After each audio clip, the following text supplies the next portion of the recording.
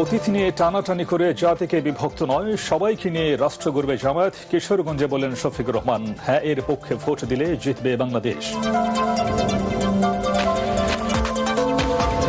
মুক্তিযুদ্ধ বিরোধী দলটি ইতিহাস বিকৃতির চেষ্টা চালাচ্ছে। অভিযোগ রিজভীর, নারীদের যারা অন্ধকার যুগে নিতে চায় তারা ক্ষমতায় এলে আবারও ফ্যাসিবাদের জন্ম হবে।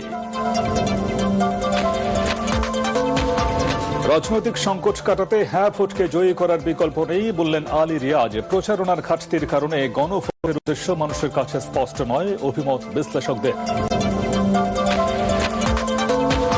সারা দেশে চলছে জমজমাট নির্বাচনী প্রচারণা। জয়ের ব্যাপারে আশাবাদী সব দলের প্রার্থীরাই।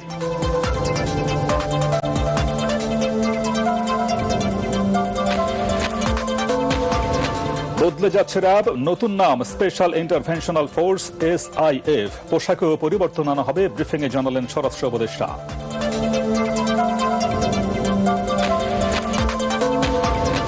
এবং আজ পবিত্র শবে বরাত, সারা দেশে যথাযোগ্য ধর্মীয় মর্যাদায় পালিত হবে রজনীটি।